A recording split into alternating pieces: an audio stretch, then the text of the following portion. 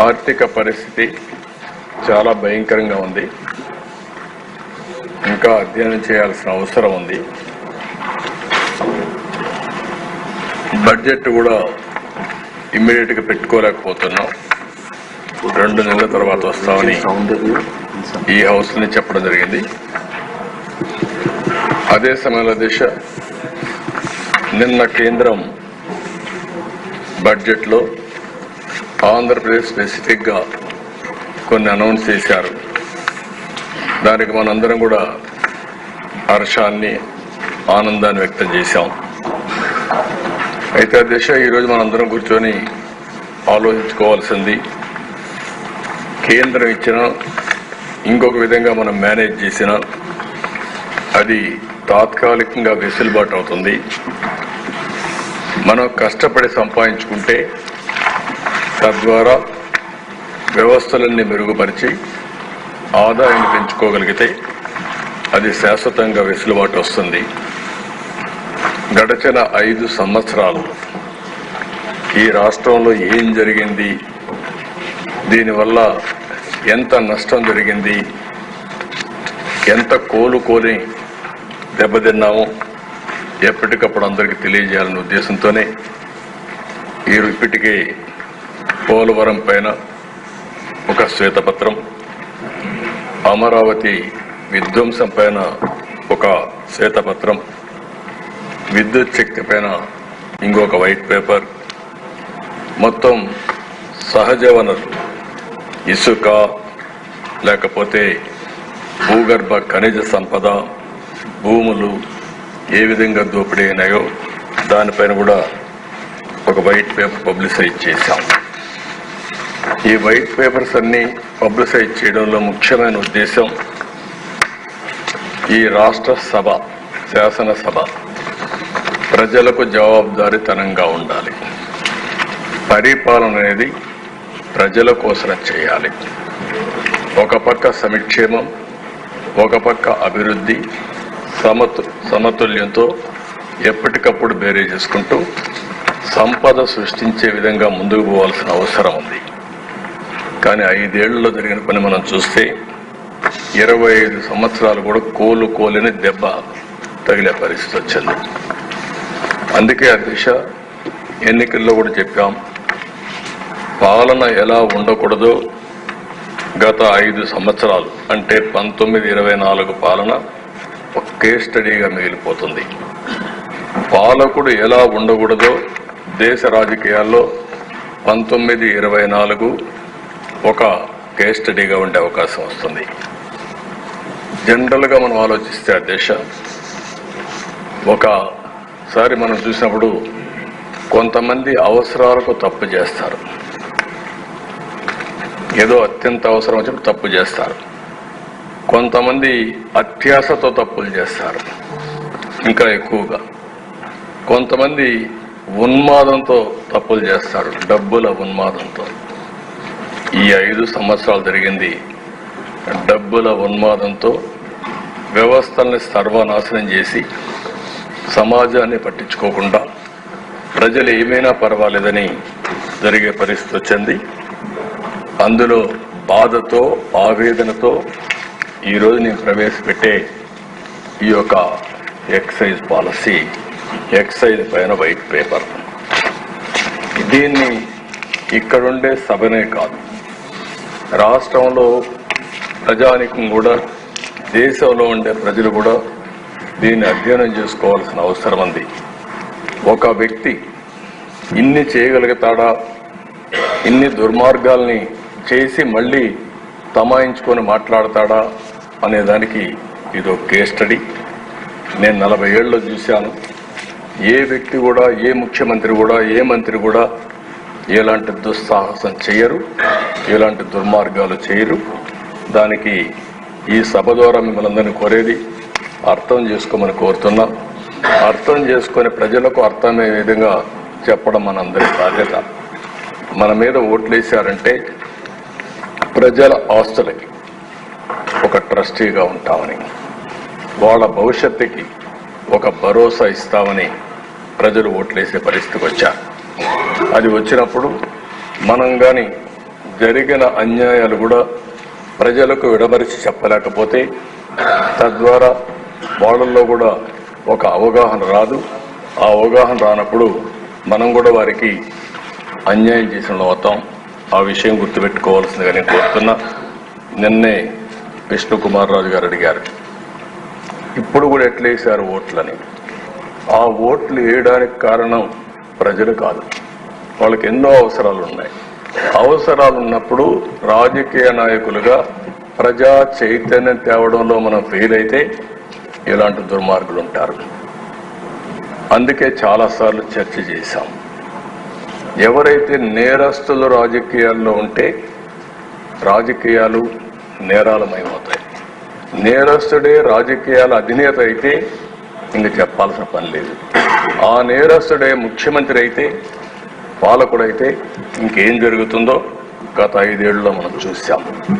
ఈ విషయాన్ని అందరం అధ్యయనం చేసుకోవాల్సిందిగా నేను మిమ్మల్ని అందరినీ కోరుతున్నా. ఇక్కడ నేను తీసుకున్న దాంట్లో అందరికీ అర్థమయ్యేట్టుగా పవర్ పాయింట్ ప్రెజెంటేషన్ ఇచ్చా. మీరు ఒకసారి చదవండి. చదివిన తర్వాత అర్థం కాకపోతే మళ్ళీ కావాలని మీరు డౌట్స్ క్లారిఫై చేస్తాం. ఈ 7 వైట్ పేపర్స్ గానే మీరు చదివితే ఈ రాష్ట్రానికి ఎంత ద్రోహం చేశారో, ఎంత అన్యాయం జరిగిందో ప్రతి ఒక్కరికి అర్థమవుతుంది. ఈరోజు మనందరం కూడా రాష్ట్రంలో ఎన్డీఏ గెలిచింది. గెలిచిన తర్వాత అఖండ విజయం, ఒక హిస్టారికల్ విక్టరీ వచ్చింది. కేంద్రంలో నిన్న బడ్జెట్లో ప్రత్యేకంగా పెట్టి మనకు డబ్బులు ఇస్తే మనం ఆనందపడ్డాం, ధన్యవాదాలు తెలియజేశాం. అదే సమయంలో ఈ రాష్ట్రంలో జరిగినటువంటి దోపిడీ మనం ప్రజలకు చెప్పి ప్రజల్లో కూడా చైతన్యం చేయాల్సిన బాధ్యత మనందరిపైన ఉందని చెప్పి నేను తెలియజేస్తున్నాను. ఈ పాయింట్లో 1 by 1 నేను ఒకసారి ఎక్స్ప్లెయిన్ చేస్తాను మీకు. మీరు కూడా ఫాలో కావాల్సిందిగా, ప్రజలందరూ కూడా ఆలోచించాల్సిందిగా వారికి కూడా విజ్ఞప్తి చేస్తున్నాం. నెక్స్ట్, ఆ రోజు చెప్పింది మొదటి పాయింట్ ప్రామిస్ చేయడం. ప్రామిస్ చేయడంలో మద్యపాన నిషేధం పెడతాం. దానిపైన లిక్కర్ అవుట్లెట్స్ గ్రాడ్యువల్గా తగ్గించేస్తాం. 5 స్టార్ హోటల్కే పరిమితం చేస్తాం. అది ప్రామిస్ చేశారు. దానిపైన షాపులు 4,380 షాపుల్ని 2,934 చేసి మళ్ళీ దాన్ని ఇంక్రీజ్ చేసి 3,392గా పెంచారు. దాని పేరు ఏపీటీడీసీ టూరిజం పేరుతో ఒక 458 షాపులు ఇచ్చారు. బార్లు 2019లో ఎన్ని ఉన్నాయో 840 ఉంటే ఆ 840 అట్లనే పెట్టే పరిస్థితికి వచ్చారు. ఇక్కడ మీరు చూస్తే పేరు మద్యపాన నిషేధం, కమిట్మెంట్ లేదు. అదే మరిగా ఇంటెన్షన్ మాత్రం డిఫరెంట్ ఇంటెన్షన్ పెట్టుకున్నారు. పబ్లిక్ పాలసీ చేసేటప్పుడు ప్రజాహితం కోసం చేస్తాం. అక్కడ మొత్తం మ్యానిపులేషన్కి, పర్సనల్ గెయిన్కి దోహదం చేసే విధంగా పబ్లిక్ పాలసీ చేసే పరిస్థితికి వచ్చారు. ఇల్ ప్లాన్డ్, ఇంబ్యాలెన్స్డ్ పాలసీ టోటల్గా ఫెయిల్యూర్ అయ్యే పరిస్థితికి వచ్చారు. అడుగడుగునా తప్పులు చేశారు. దానివల్ల నేరాలు పెరిగాయి, బ్లాక్ మార్కెటింగ్ పెరిగింది, బూట్ లెగ్గింగ్ వచ్చింది. మొత్తం ప్రజల ఆరోగ్యంతో కూడా చెలగాటమాడే పరిస్థితికి వచ్చారు. నెక్స్ట్, ఇక్కడ మీరు చూసినప్పుడు అనేక మీటింగుల్లో చూసాం. మాట్లాడితే ధరలు పెంచుకుంటూ పోతే ఆటోమేటిక్గా తాగే వాళ్ళు తగ్గుతూ వస్తారు. దానివల్ల రాష్ట్రం బాగుపడిపోతుంది. ఇదే కుర్చీలో ఆ ఉపన్యాసాలు అందరూ విన్నారు, మీరు కూడా విన్నారు, బయట విన్నారు. క్వాలిటీ ఆఫ్ లైఫ్ పెరిగిపోతుందని చెప్పారు. అయితే జరిగింది మీరు చూస్తే 75% పెంచారు.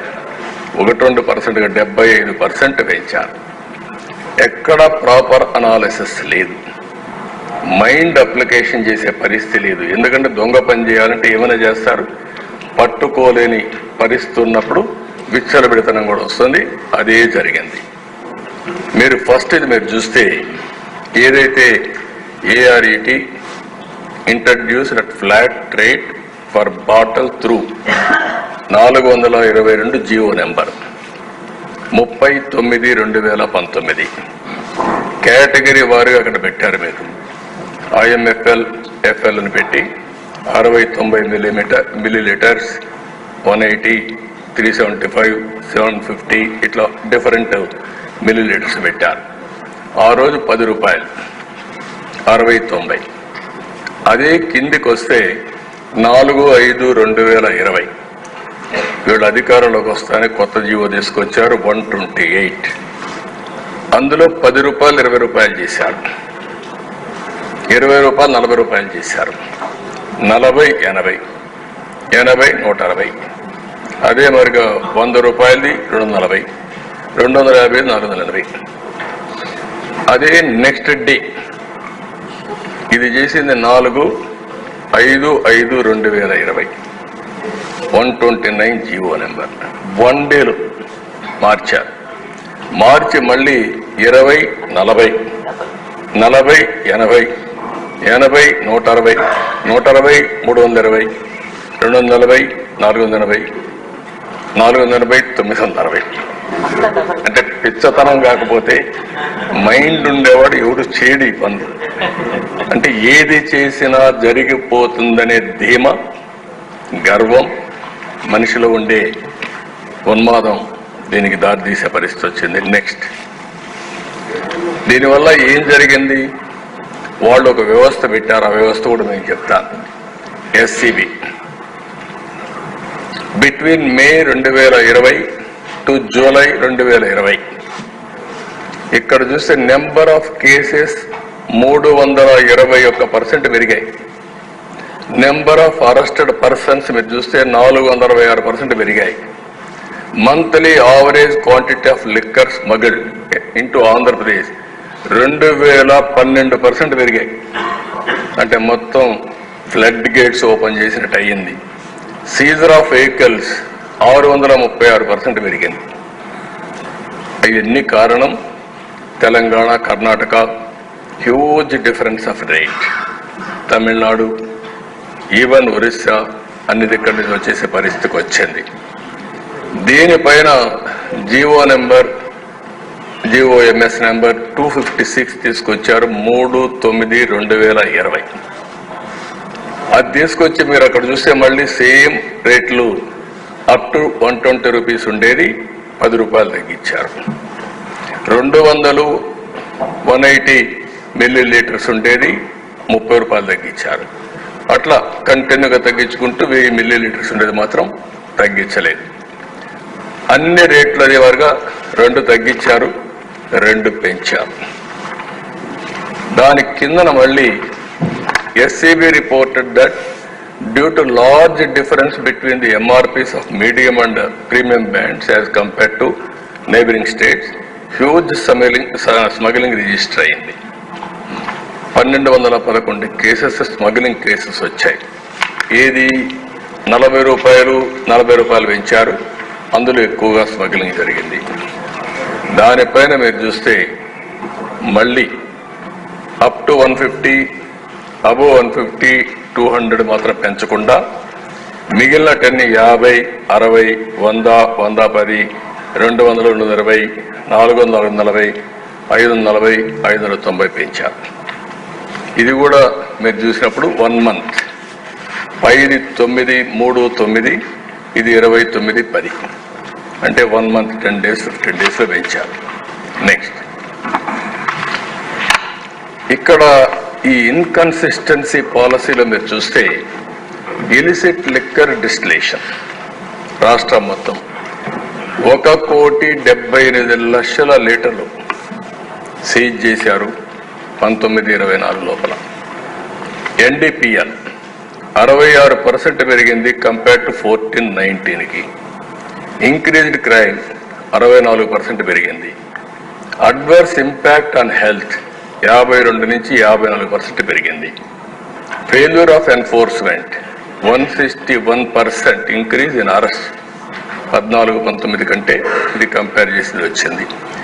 Severe impact on financial condition ఆ పూరర్ సెక్షన్. అది ఎంత దుర్మార్గం చేశారంటే అది కూడా నెక్స్ట్ చూపిస్తాను నేను. ఇక్కడ Milton Friedman, economist, Nobel laureate, అతను చాలా స్పష్టంగా చెప్పాడు, when you impose taxes on a product like alcohol, it is essential to consider the broader economic and social impacts. Excessive taxation can drive markets underground, leading to increased crime and health risks అని చాలా స్పష్టంగా చెప్పారు. అంటే మనకు కూడా అర్థమవుతుంది ఇది, కానీ ఏమాత్రం లెక్క పెట్టుకోకుండా చేసే పరిస్థితికి వచ్చారు. నెక్స్ట్ ఇక్కడ మీరు చూసినప్పుడు 1920 for person for year liquor consumption చూసి పర్ క్యాపిటల్ కన్జంప్షన్ 5.55, 2021లో తగ్గింది, 21-22లో మళ్ళా పెరిగింది, 22-23కి 6.03 లీటర్లు పెరిగింది, 23-24 6.23 లీటర్లు ఉంది. అంటే వీళ్ళు చెప్పింది క్లెయిమ్ కన్జంప్షన్ ఆల్కహాల్ తగ్గుతుందని, తగ్గిస్తామని రేట్లు పెంచి, ఇక్కడ జరిగింది కన్జంప్షన్ పెరిగే పరిస్థితికి వచ్చేది. నెక్స్ట్ ఇంకా ఎక్కువ అవుతుంది, అవి కూడా ఉన్నాయి. మీకు నేను చెప్పిన ఐడియాస్ మీరు ఒకసారి చూస్తే మళ్ళీ మీ ఐడియాస్ కూడా ఇస్తే దీన్ని ఒక పగడ్బందీగా పబ్లిక్ ఇంట్రెస్ట్ మనం చేయాల్సిన అవసరం ఉంది. ఇక్కడ ఎస్సీబీ అని ఒక వ్యవస్థ తీసుకొచ్చారు. 41 GO number 95/2020, dedicated specialized department, DGP exceptional secretary, IG rank officer, HOD, 70% cadre అంటే 4393 మందిని వీళ్ళ అధ్వర్యంలో తీసుకొచ్చారు. 208 ఎక్సైజ్ ప్రొహిబిషన్ స్టేషన్స్ అన్ని వాళ్ళ అధ్వర్యంలో పెట్టారు. దీని ఆబ్జెక్టివ్ చూస్తే ఇల్లీగల్ లిక్కర్ని కంట్రోల్ చేయడం, ఇలిసిట్ డిస్టిలేషన్ని కంట్రోల్ చేయడం, స్మగ్లింగ్ లేకుండా చూడడం, బూట్ లెగ్గింగ్ లేకుండా చూడడం కోసం చేశారు. కానీ మీరు అక్కడ పక్కన చూస్తే గంజాయి ఈ సమయంలో 27% పెరిగింది, ఎన్డీపీఎల్ లిక్కర్ సీజ్డ్ 66% పెరిగింది, నెంబర్ ఆఫ్ కేసెస్ 64% పెరిగాయి, నెంబర్ ఆఫ్ అరెస్ట్ 161% పెరిగాయి. 2017లో ఐడి ఫ్రీ స్టేట్గా డిక్లేర్ చేస్తే నవోదయం కింద, తర్వాత రాను రాను ఇష్టానుసారంగా పెరిగింది. ఇప్పుడు ఏదైతే డిపార్ట్మెంట్లో రీస్ట్రక్చరింగ్ వల్ల కోఆర్డినేషన్ కూడా లేకుండా పోయింది. కమిషనర్ ఎక్సైజ్, ఎండి ఎస్బిసిఎల్ ఆయన పెద్ద లీడర్ని తీసుకొచ్చాడు, ఐఆర్టీఎస్ ని తీసుకొచ్చారు. అతను Indian railway traffic service, specialised service తీసుకొచ్చారు ఇవన్నీ చేయడానికి, వ్యాపారం చేయడానికి. అదే మరి DG police, lack of coordination, total confusion. కానీ వీళ్ళకి కావాల్సిన పని అయింది, పర్ఫార్మెన్స్లో టోటల్గా ఫెయిల్ అయ్యే పరిస్థితికి వచ్చారు. నెక్స్ట్ దీంతో ఏం జరిగింది రెవెన్యూ అని మీరు చూస్తే, మొదటిది బ్లూ తెలంగాణ, తర్వాత కర్ణాటక, తర్వాత ఆంధ్ర. నైబరింగ్ స్టేట్స్లో ఆదాయం పెరిగింది, ఆంధ్రప్రదేశ్లో ఆదాయం తగ్గింది. తగ్గిన ఆదాయం వీళ్ళ పాకెట్లకి వెళ్ళాయి. ఎంత దుర్మార్గం అంటే ఇది ఫిగర్స్ మీరు చూస్తే మీకు అర్థమవుతుంది. నెక్స్ట్ వస్తాం అన్నీ ఉన్నాయి మీకు అన్ని. ఇక్కడ మీరు చూస్తే year by year loss of considerable revenue and income. నేను మొత్తం 14-15 తీసుకున్నాం. 5 ఏళ్ళు తీసుకుంటే 4,680 కోట్లు డిఫరెన్స్. 14-19 మనకు తెలంగాణకి. 2 రాష్ట్రాలు ఒకటిగా ఉన్నాయి, పాలసీ ఒకటే. ఆ రోజు ఈఎన్ఏ కూడా నేను తీసుకొచ్చిన పాలసీనే, అదే వాళ్ళు అమలు చేశారు. 5 ఏళ్ళు కూడా మనం ఇక్కడ అమలు చేశాం. ఇక్కడికి వచ్చే కొందికి రెవెన్యూ ఎన్ని 42,762 కోట్లు డిఫరెన్స్, 10 టైమ్స్ పెరిగిపోయింది.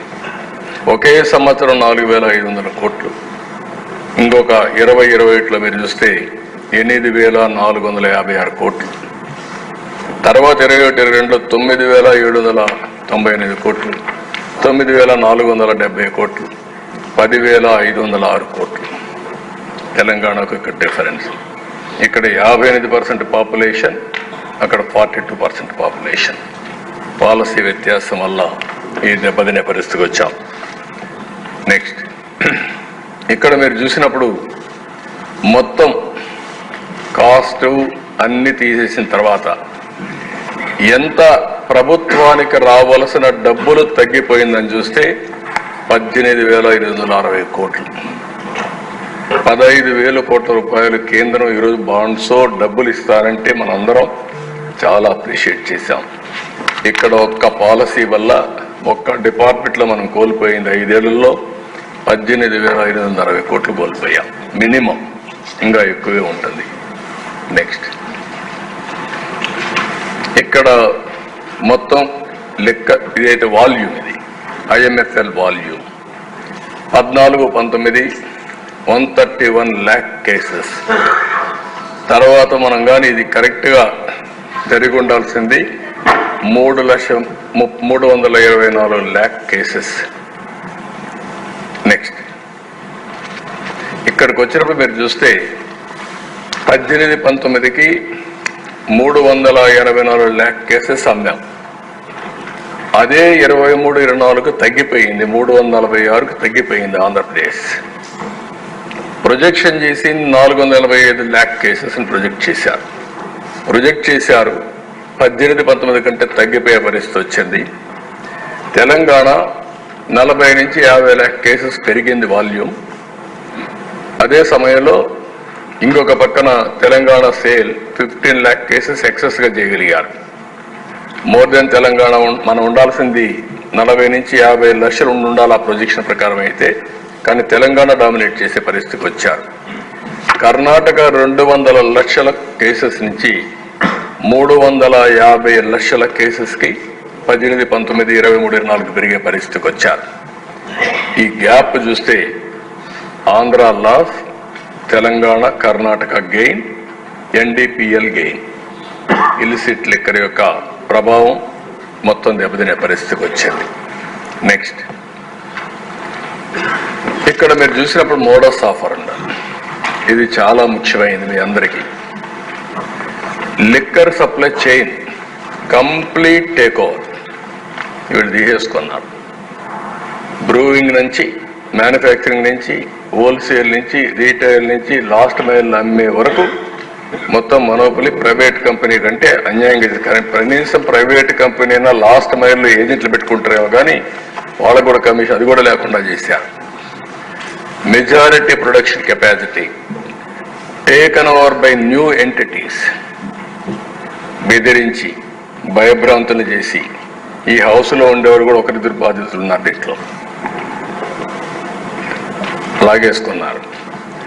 MNCs ప్రపంచంలో, భారతదేశంలో దొరికే లిక్కర్ ఆంధ్రప్రదేశ్ దొరకదు, ప్రూబిటెడ్. మొత్తం MNCs అన్ని డిజపేర్ అయిపోయినాయి. ఇక్కడ ఎవరు లేరు, ఇక్కడ పారిపోయారు, ఆరగొట్టారు. మొత్తం వాళ్ళు చేసిన విధానం కూడా మీరు చూస్తే పేమెంట్స్ డిలే చేయడం, ఆర్డర్స్ ఇవ్వకుండా వేధించడం, అదే మాదిరిగా లోకల్ ప్రొడ్యూసర్స్కి ఇష్టానుసారంగా ఎంకరేజ్ చేయడం, ఉండే మ్యానుఫ్యాక్చరింగ్ అంతా లాగేసుకోవడం, అనేక మార్గాలు ఉపయోగించి ఇష్టానుసారంగా చేశారు. 14-19 automatic computer generated objective criteria, demand driven. అవసరం కొద్ది ప్రజలు అడుగుతారు, షాపుల్లో ఉంటుంది, మ్యానుఫ్యాక్చర్ తయారు చేస్తారు, పంపిస్తాడు.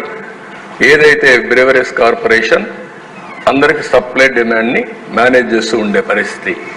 వీళ్ళు చేసింది మాన్యువల్ పెట్టారు, డిస్క్రిషనరీ ప్రొసీజర్ పెట్టారు, కొల్యూషన్. వాళ్ళకు కావలసిన బ్రాండే షాపులు దొరుకుతుంది, వాళ్ళకి ఇష్టం లేని బ్రాండు షాపు పోయే పరిస్థితి లేదు. ఇక్కడ మార్కెటింగ్లో monopoly, production, wholesale, retail, shops, everything, own brands, brands of clients, local producers, suppliers, kick backs, ఇవన్నీ జరిగి అల్టిమేట్గా MNC బ్రాండ్స్ అన్నీ డిజపేర్ అయ్యే పరిస్థితి వచ్చింది. నెక్స్ట్, ఇక్కడ మీరు చూసినప్పుడు లో ప్రైస్డ్ ఎప్పుడు కూడా ఎకానమీలో నేను కూడా చాలాసార్లు చెప్పాను, మద్యం అనేది ఒక వ్యసనం. రెండోది, పేదవాడు శారీరకంగా కష్టపడిన తర్వాత సాయంత్రం ఇంటికి పోతే శారీరక బాధలు మర్చిపోవడానికో కష్టాన్ని మర్చిపోవడానికో ఒక పెగ్గో 2 పెగ్గులు వేసుకుని పడుకుంటాడు. ఏ కన్స్ట్రక్షన్ మీరు చూసే కొంతమంది, అది నేను మీటింగ్లో కూడా చెప్పాను. కానీ దాన్ని అలా బలహీనంగా తీసుకొని వీళ్ళు ఏం చేశారంటే మీరు చూస్తే 31 బ్రాండ్ 180 ml అంతవరకు ఉండేటివి 50-70 రూపాయలకు వచ్చేది. అలాంటిది 5 ఏళ్లలో మీరు చూస్తే 2,69,71,788 కేసెస్ అమ్మేవాళ్ళం. దానివల్ల పేదవాడికి తక్కువ ధరకు వస్తే కొంతవరకు అది కొనుక్కొని కొంత సేవింగ్స్ ఉంటాయి. ఇక్కడికి వచ్చే కొద్దికి 1924 ఈ బ్రాండ్స్ అన్ని డిసపియర్ అయిపోయాయి. 2 బ్రాండ్స్ ఉన్నాయి. సేల్ వచ్చి 8,459 కేసెస్ మాత్రం అమ్మారు. అంటే పేదవాడికి అమ్మే లిక్కర్ ఇక్కడ రేట్లు పెంచేసి 99.97% ఆ బ్రాండ్ లేకుండా చేశారు, రేట్లు పెంచేశారు. నెక్స్ట్, ఇక్కడ మీకు జరిగింది, అక్కడ పేదవాడికి మద్యం అందుబాటులో లేకుండా చేశారు, రేట్లు పెంచారు. దానివల్ల కొనేవాడికి కొనుగోలు శక్తి తగ్గిపోయింది. కొంతమంది ఈ డబ్బులు సంపాదించింది మొత్తం తాగడానికి ఖర్చు పెట్టి భోజనం కూడా సరిగ్గా తినలేకపోయారు. ఇక్కడికి వచ్చే grabbing, existing manufacturing capacity, subleases లాగేసుకున్నారు, న్యూ ప్లేయర్స్ ఎంటర్ అయ్యారు. 1924 సబ్లీజెస్ న్యూ ప్లేయర్స్ మీరు చూస్తే 60% మ్యానుఫ్యాక్చరింగ్ కెపాసిటీ 20 IMFL డిస్టిలరీస్ వీళ్ళు లాగేసుకున్నారు. మామూలుగా IMFL బ్రేవరీస్ అంటే బీర్ తయారు చేయడానికి, డిస్టిలరీస్ లిక్కర్ వీళ్ళందరూ రా మెటీరియల్ సప్లై చేయడానికి, అవన్నీ కూడా 26 మంది కొత్త కంపెనీలు వీళ్ళు ఎంటర్ అయ్యారు. అదాన్ ఎప్పుడొచ్చింది? అది డిసెంబర్ 19. గ్రేసన్స్, లీలా, JR అసోసియేట్స్, PV స్పిరిట్స్ మార్చి 2020. ఆపరేటెడ్ కెపాసిటీ మీరు చూస్తే 2,000 లక్షల ప్రూఫ్ లీటర్స్, 20,356 కోట్ల రూపాయలు లిక్కర్ కేసు సేల్ని ఈ కంపెనీలు అమ్మగలిగాయి. ఇక్కడ ఇన్స్టెడ్ ఆఫ్ క్యాప్చరింగ్ ఇవన్నీ పట్టేసుకున్నారు వీళ్ళు. విశాఖ డిస్టిలరీ, అదాన్, ల్యాంగేట్, Leela. PMK distillery, Adan, sunrise, Divyam, PV spirits, Leela and NV distilleries. Pearl distillery forced to stop operations, not placing orders, not permitting sales of USL brands. వాళ్ళందరినీ రిస్ట్రిక్ట్ చేసి అమ్మనీయకుండా చేశారు. ఎస్వీర్ distillery forced to stop operations, not placing orders, not permitting sales of USL brands. Spy agro industries, Adan, NV distilleries. ఈ విధంగా ఒరిజినల్గా ఎవరైతే ఉన్నారో వాళ్ళ దగ్గర నుంచి లీజుకు కానీ బలవంతంగా కానీ మొత్తం టేక్ ఓవర్ చేశారు వీళ్ళంతా. నెక్స్ట్, దీనివల్ల ఇంకొక పక్కన మీరు చూస్తే డిస్క్రిషనరీ, ప్రిఫరెన్షియల్ ప్రొక్యూర్మెంట్, మార్కెటింగ్ వీళ్ళే పెట్టుకోవడం, మొత్తం డబ్బులంతా వసూలు చేసుకోవడం ఇవన్నీ చేశారు.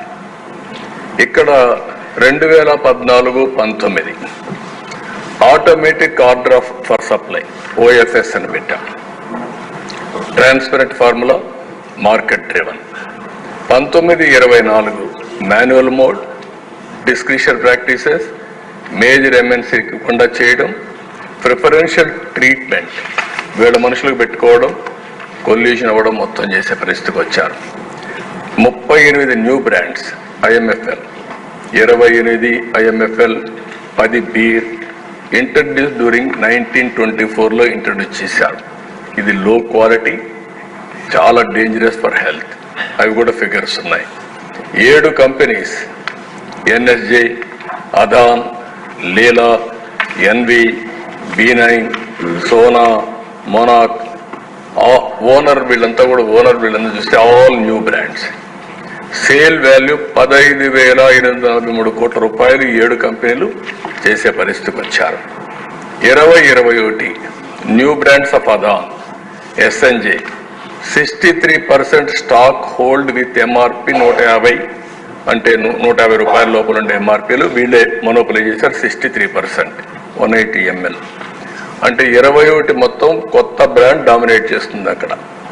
21-22లో new brands of Adan, SNJ, Leela 43% of stock sold with MRP 150, 180 ml. New brands SNJ 65% of stock sold with MRP 120, 180 ml. 22-23 new brands of SNG 43% of stock sold with MRP 140, 180 ml. అంటే ఏ విధంగా క్యాప్చర్ చేశారో కంపెనీని మీరు చూస్తే వీళ్ళందరూ కూడా ఇష్టానుసారంగా ప్లే చేసి ఆర్డర్ తీసుకొని బలవంతంగా ముందుకు పోయే పరిస్థితికి వచ్చారు. నెక్స్ట్, ఇక్కడ మీరు ఈ చార్ట్ చూస్తే ఇంట్రెస్టింగ్ గా మొత్తం సప్లయర్ వైజ్ ఎంఎన్సీలు, నేషనల్ కంపెనీస్ 53.21% 18-19లో వాళ్ళ ప్రజెన్స్. 23-24కు 5.25% పడిపోయింది. కిందన కొత్త బ్రాండ్స్, లోకల్ కంపెనీలు నేను చెప్పిన ఇంతకుముందు బ్రాండ్స్ అన్ని 23-24కి 43.48, 18-19లో 16.96. అందులో కూడా కంపెనీస్ పేర్లు ఇచ్చాం.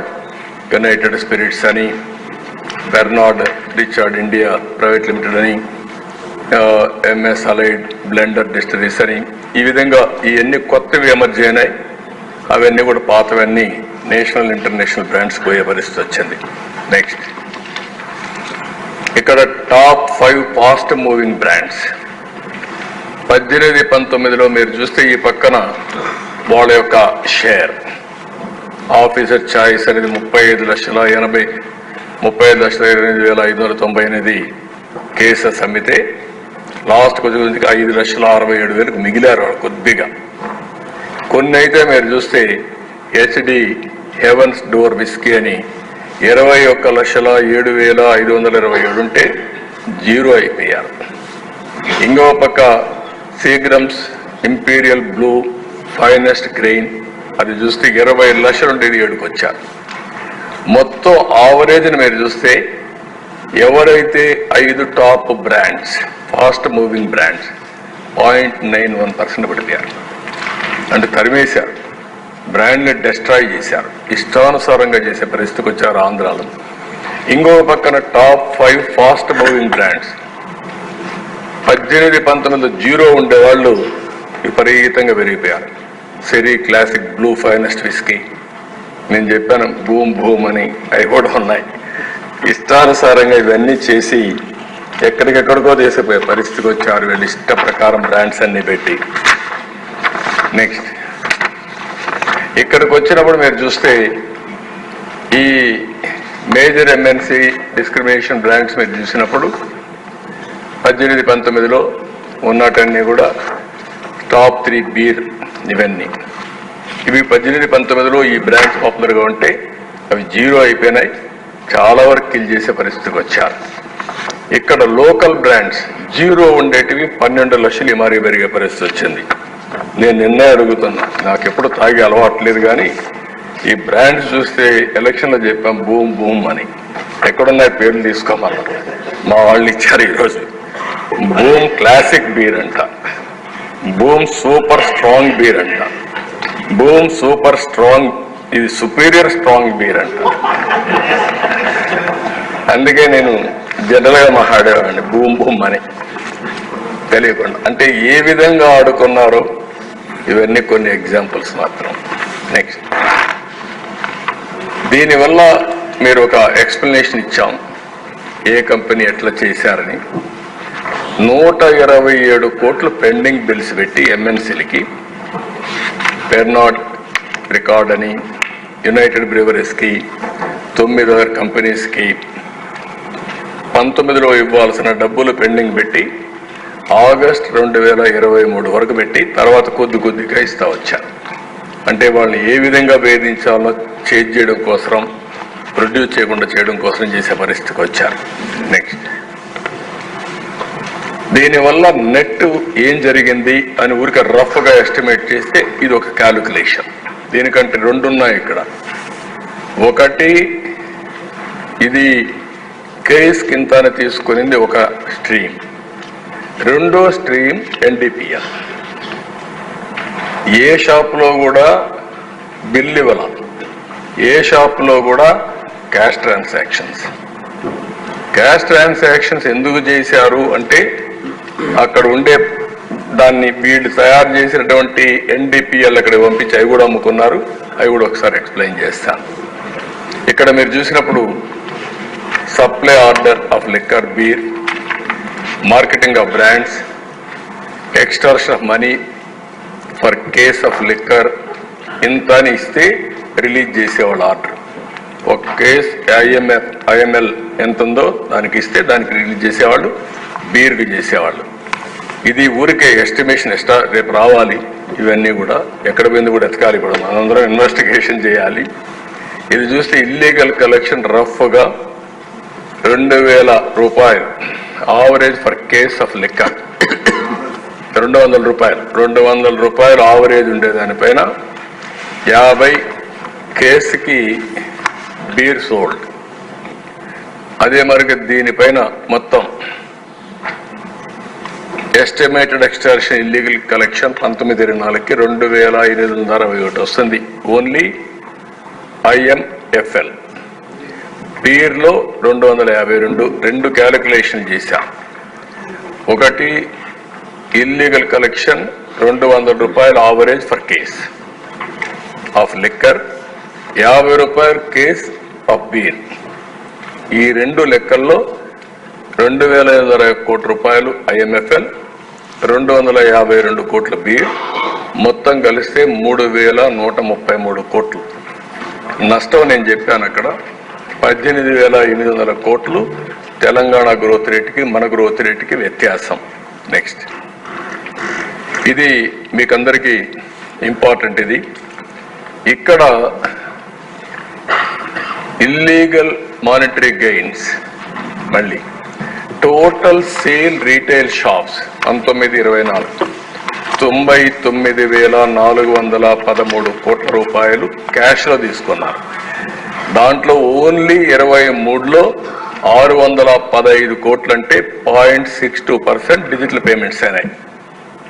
కూరగాయలు కూడా తోపుడు బండిలో ఈరోజు పేటిఎం లేకపోతే గూగుల్ పే సో మెనీ ఇవి వచ్చేసాయి.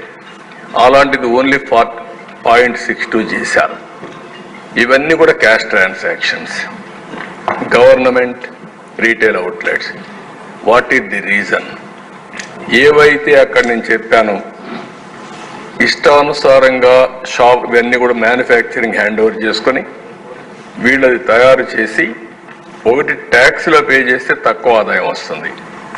16% మాత్రం దీంట్లో మీరు చూసినప్పుడు ఒక మ్యానుఫ్యాక్చరింగ్ కాస్ట్ 16% ప్రైజింగ్లో మా వాళ్ళు తయారు చేశారు. ఒక బ్రాండ్ తీసుకొని TI mansion house, rarest spirit, French brandy, దానిపైన రేట్ క్యాలిక్యులేట్ చేశారు. 220 రూపాయలు అమ్మేదానికి 16% ఖర్చు అవుతుంది. బేసిక్ ఖర్చు డిస్టిలేషన్ అవి జరిగేది 16%. 84% ట్యాక్సులు కానీ ఎక్సైజ్ కానీ ప్యాకింగ్ మీద కలెక్ట్ చేసుకునేది కానీ వేరియస్ టైప్స్ ఉంటుంది. అంటే అందులో 99,000 కోట్ల రూపాయల్లో ఎంత ఎన్డీపీఎల్ వెళ్ళిందో దాన్ని బట్టి 86% ప్రాఫిట్ వస్తుంది. ఎక్కడికి పోయిందో అర్థంగా, అందుకే ఆ 18,000 కోట్లలో కూడా వచ్చే పరిస్థితి వచ్చింది. ఓన్లీ నామినల్ ఒక 2 కేసులు పెట్టారు. 20 గవర్నమెంట్ రీటైల్ లిక్కర్ షాప్స్ 9 జిల్లాల్లో పెట్టారు. NDPL 49 అరెస్ట్ చేశారు. అది నా ఉద్దేశం అయితే మనం చాలాసార్లు వెళ్ళాం, బిల్లు అడిగాం, లేకపోతే ఇంకోటి చేశాం. అడిగితే హౌస్ అరెస్ట్, లేకపోతే అక్కడ అరెస్ట్ చేశారు. ఎక్కడ బిల్లులు ఇవ్వలేదు. మనం కస్టమర్గా పోయినా కూడా బిల్లు ఇచ్చే పరిస్థితులు లేరు. ఆన్లైన్ పేమెంట్స్ అసలే యాక్సెప్ట్ చేయలేదు. నెక్స్ట్, ఇక్కడ this is also important slide for all of us.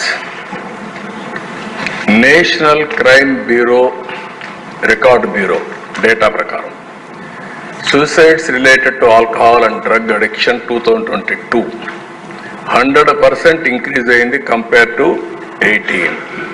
100% పెరిగిపోయినాయి. National family health survey 1921 emotional, physical are sexual violence by husbands when drunk often 76.40% of women 15 to 49 women suffer అయ్యారు. అని తాగిన వాళ్ళు ఎంత వేధించారో మనం ఎన్నోసార్లు చెప్పాం. అదే ఈ రికార్డు కూడా ఎస్టాబ్లిష్ అవుతోంది. 76.40% ఉమెన్ ఫీల్ అయ్యే పరిస్థితికి వచ్చారు. లివర్ 2023 మొత్తం సర్వే చేస్తే కంపేర్ టు 19 కంటే 52% పెరిగాయి.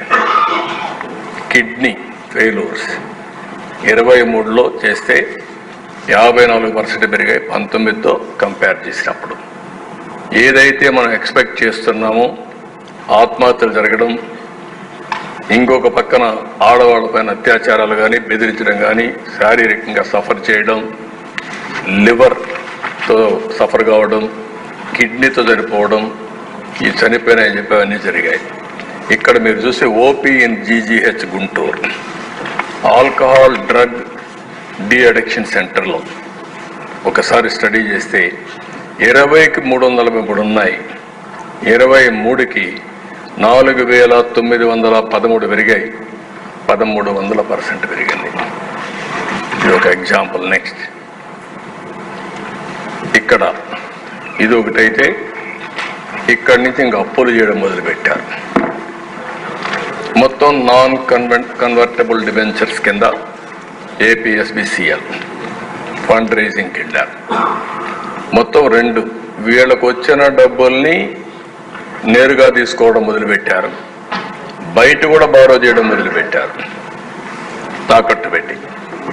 ఫస్ట్ సిరీస్ వచ్చి 10 ఏళ్ల బాండ్ 9.62% రేట్ ఆఫ్ ఇంట్రెస్ట్ 8,305 కోట్లు అడిగారు, మొబిలైజ్ చేశారు.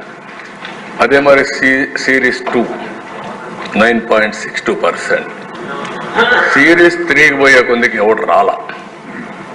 ఇక్కడ దానికంటే ముందు మీరు చూస్తే కమిషన్, ఈ డబ్బులు మొబిలైజ్ చేయడానికి కమిషన్ 1.44% ఇచ్చారు. 166 కోట్లు పే చేశారు కమిషన్. దాంట్లో కూడా కమిషన్ ఉందని తెలియదు. మరి అంటే ఏ విధంగా పోయారో వీళ్ళని ఇంకా లెక్కలేంతనం అన్నమాట. నెక్స్ట్, ఇక్కడ ఈ డిపార్ట్మెంట్స్ అన్ని 10 డిపార్ట్మెంట్స్, ఇవన్నీ గవర్నమెంట్ డిపార్ట్మెంట్స్. వాళ్ళ దగ్గర ఉండే డబ్బులు తీసి ఇక్కడ ఇన్వెస్ట్ చేసే పరిస్థితికి వచ్చారు. ఇప్పుడు first APEP DCL pension and gratuity trust, ఆ డబ్బులు తీసి ఇక్కడ పెట్టుబడి పెట్టించారు. APSP DCL pension and gratuity trust, AP Genco provident fund trust, AP Genco provident fund trust, ఈ విధంగా వాళ్ళ దగ్గర ఉండే డబ్బుల్ని తీసిచ్చారు. దానికి కూడా మాకు వచ్చిన ఇన్ఫర్మేషన్ ఇంట్రెస్ట్ రేట్ అక్కడ వచ్చేదానికంటే దీంట్లో తక్కువ వస్తూ ఉందని. ఒరిజినల్గా అక్కడ వచ్చేదానికంటే తక్కువ వస్తే అది ఎంప్లాయీస్కి కూడా నష్టం. అలాంటి నష్టం వచ్చినా పర్వాలేదు, వీళ్ళ పర్పస్ సర్వ్ కావాలని వీళ్ళు చేసే పరిస్థితికి వచ్చారు.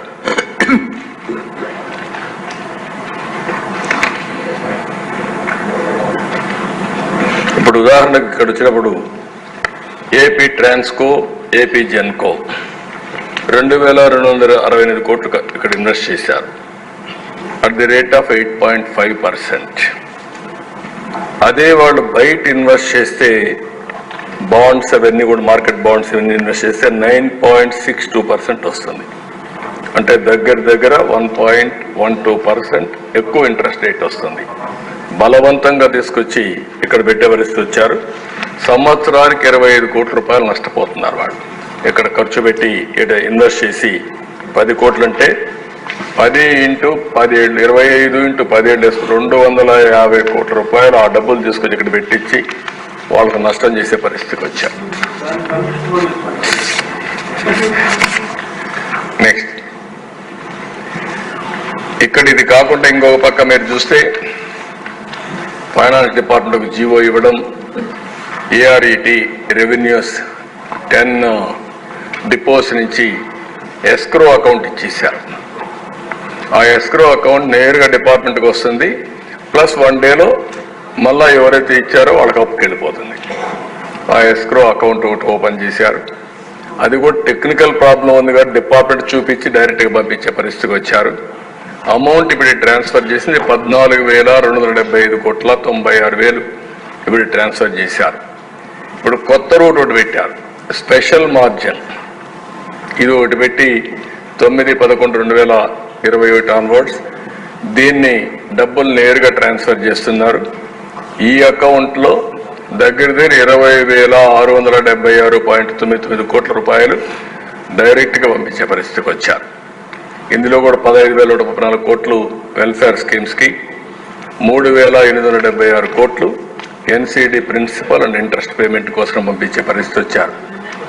అంటే మద్యపాన నిషేధం చేస్తామని చెప్పి మోసం చేసి 25 ఏళ్ళు 10 ఏళ్ళు తాకట్టు పెట్టి అప్పులు తీసుకొచ్చి ఆ అప్పులు కట్టడానికి ఎస్క్రో అకౌంట్ ఓపెన్ చేసే పరిస్థితికి వచ్చారు.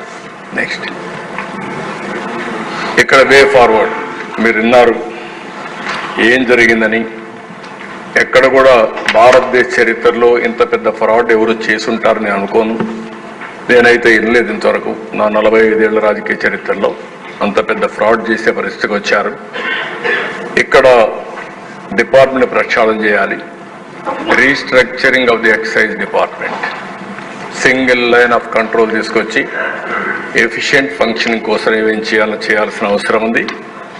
ఇంకొక పక్కన ఎస్టాబ్లిషింగ్ కాంప్రహెన్సివ్ క్వాలిటీ కంట్రోల్, ప్రజల ఆరోగ్యం కోసం దీన్నంతా కూడా మనం ఆలోచించి ఒక సింగిల్ లైన్ ఒకటి, ఇంకో ప్రొడక్షన్ కానీ సప్లై చైన్ కానీ ప్రైమరీ డిస్టిలరీస్ కానీ ఈఎన్ఏ కానీ ఐఎంఎఫ్ఎల్ కానీ డిస్టిలరీస్ కానీ క్వాలిటీ ఇవన్నీ కూడా చెక్ చేసి అవి కూడా మనం చేయాల్సిన అవసరం ఉంది.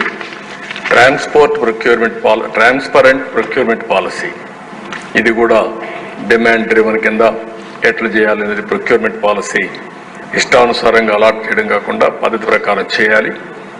అదే మరిగా షాపులు బార్లు పాలసీ కూడా తీసుకురావాలి.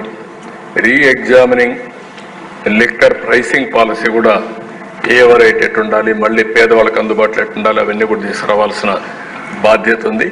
Next special campaign against illicit liquor NDPS పైన కూడా మనం చేయాలి. ట్రాకింగ్ ట్రేసింగ్ ఎట్లా చేయాలనో ప్రాపర్గా చేసే పరిస్థితి రావాలి. డిజిటల్ పేమెంట్స్ కూడా ఇంట్రొడ్యూస్ చేయడం, నాన్ కన్వర్టబుల్ డిబెంచర్స్ని రివ్యూ చేయడం, ఎట్లా దాన్ని మనం చేయగలుగుతాం అనేది కూడా ఆలోచించాల్సిన అవసరం ఉంది. డి అడిక్షన్ రీహాబిలిటేషన్ సెంటర్స్ కూడా పెట్టాలి. పెట్టి ఇవన్నీ కూడా కంట్రోల్ చేసే పరిస్థితి రావాలి. అప్పుడే మనకు కొంతవరకు కంట్రోల్ వస్తుంది. Next investigation into the allegations అవినీతి ఎన్డీపీఎల్, దీన్ని ఏం చేయాలనో సభ్యులు మీరు కూడా చెప్పండి. మీరందరూ చెప్పిన తర్వాత దీన్ని ఏ విధంగా ప్రక్షాళన చేయాలి, ప్రజల్లో ఏ విధంగా ఎడ్యుకేట్ చేయాలని మనం చేస్తే తద్వారా రాబోయే రోజుల్లో ఇలాంటి తప్పు చేయాలంటే భయపడే విధంగా డెమాన్స్ట్రేటివ్గా చేయడం మనందరి బాధ్యత. దానికి గౌరవ శాసనసభ్యులు మీరు ఉన్నారు, ప్రజలు ఉన్నారు, మిత్రులు పవన్ కళ్యాణ్ గారు కూడా ఉన్నారు. అందరం కలిసి సమిష్టిగా ఆలోచించి దీన్ని టోటల్గా ప్రక్షాళన చేయాల్సిన అవసరం ఉంది. మరొక్కసారి ఇలాంటి చేయాలంటే భయపడే విధంగా డెమాన్స్ట్రేటివ్గా చేస్తే తప్ప ఇలాంటివి జరుగుతూనే ఉంటాయి. వీటికన్నిటికీ సమాధానం విష్ణుకుమార్ రాజు గారు అడిగిన దానికి సమాధానం ప్రజా చైతన్యం. తప్పు చేసిన వాడిని కఠినంగా శిక్షిస్తేనే ఈ దేశంలో మనకు ఒక పద్ధతి ఉంటుంది. దానికోసం అందరూ ఆలోచించాల్సిందిగా మరొకసారి